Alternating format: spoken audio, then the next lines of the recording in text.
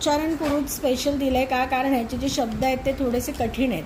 मग तरंगे हे, जेव्हा हे असतं याचा म्हणजे हे तरवर टिंबा आणि गे याच्यासारखं उच्चारण होणार. तरंगे हे.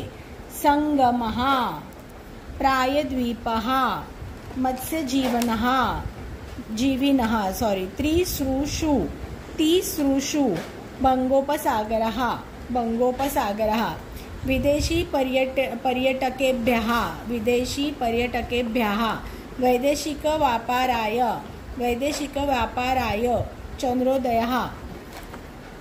आता पुढे आहे अधोलिखितानां प्रश्नानां उत्तरम लिखत, म्हणजे याच्या प्रश्नांची उत्तरं लिहायची. आता त्यांनी एकपदाने वगैरे लिहिलं नाही, म्हणजे आपल्याला थोडक्यात त्याची उत्तरं लिहायची. जनः काभिः जलविहारं कुर्वन्ति, म्हणजे कशात बसून करतायत लोक जलविहार.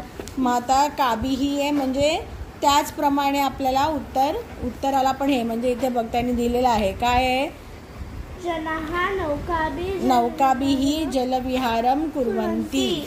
मग इथे पूर्ण शब्दात उत्तर लिहायचं. जनाः, बाकी सगळ्या लाईन तसं लिहायचं. जिथे क्वेश्चनचा शब्द आहे म्हणजे काभिः, तिथे आपण आन्सर लिहायचं नौका बिही. मग पूर्ण परत तसंच पुढचं पुढे लिहून टाकायचं. जलविहारं कुर्वन्ति. ओके.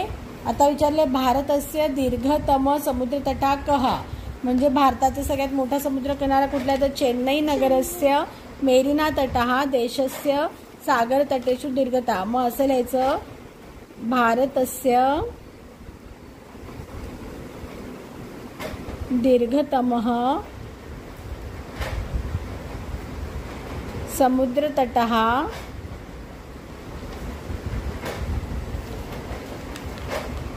चेन्नई नगरस्य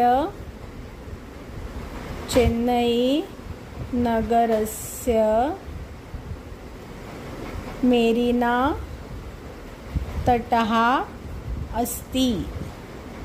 अस्ति म्हणजे आहे. ओके.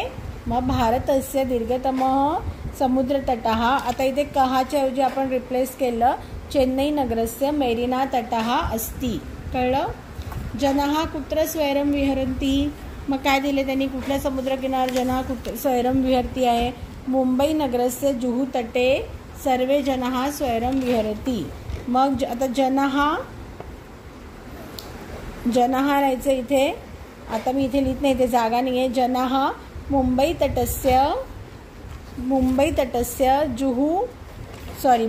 नगरस्य जुहू तटे स्वैरं विहरन्ति. करायचं जनः मुंबई तटस्य, सॉरी परत तटस्थ का म्हणते, जनः कारण मुंबई नगरस्य म्हणजे मुंबई नगरीच्या जुहू तटे म्हणजे जुहू तटावर स्वैरं विहरन्ति असं येणार. ओके.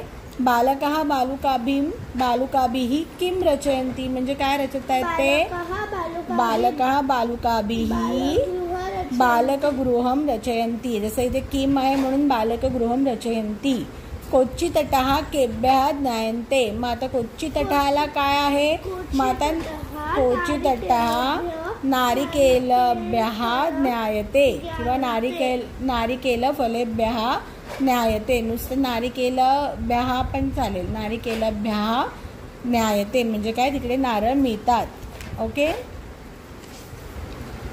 मला जे पेपरमध्ये हे अधोलिखितानां प्रश्नानां उत्तर हे काय पाठ करायची गरज नाही, कारण तुम्हाला पॅराग्राफ देतील आणि पॅराग्राफमध्ये बघून तुम्हाला ह्याचे आन्सर्स लिहायचे असतील.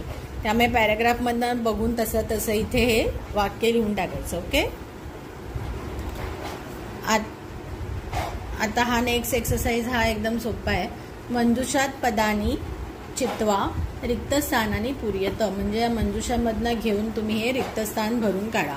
मग आता काय सांगितले, कन्याकुमारी तटे त्रयाणाम सागराणाम डॅश भवती. मग याच्यासाठी आपल्याला धडा वाचलेला पाहिजे, नाहीतर आपल्याला माहिती पाहिजे काय लिहिले त्यांनी. 3 सागरांचा संगम, त्रयाणाम सागराणाम संगमहा, म्हणजे इथे काय ऑप्शन येणार संगमहा, जे ऑलरेडी लिहिलंय. भारत देशा डॅश इति कथ्यते, म्हणजे भारत देशाला काय म्हणतात, प्रायद्वीपहा. प्रायद्वीपहा म्हणजे काय, पेनिन्सुला काइंड ऑफ, म्हणजे 3 बाजूनी पाणी आणि एका बाजूनी जमीन. जनः समुद्र तटम डॅश आगच्छन्ति, म्हणजे मुलं लोक समुद्र तटावरती काय कशासाठी येतात? पर्यटनाय. पर्यटनाय ही काय आहे? चतुर्थी विभक्ती म्हणजे साठी.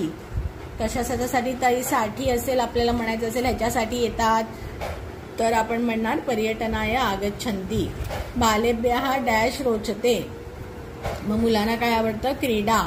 भारतस्य पूर्व दिशायाम डॅश अस्ति. मग काय आहे पूर्व दिशेला? बंगोपसागर.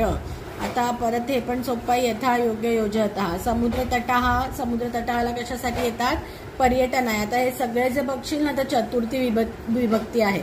म्हणजे समुद्र तटावर कशासाठी येतात? फिरण्यासाठी.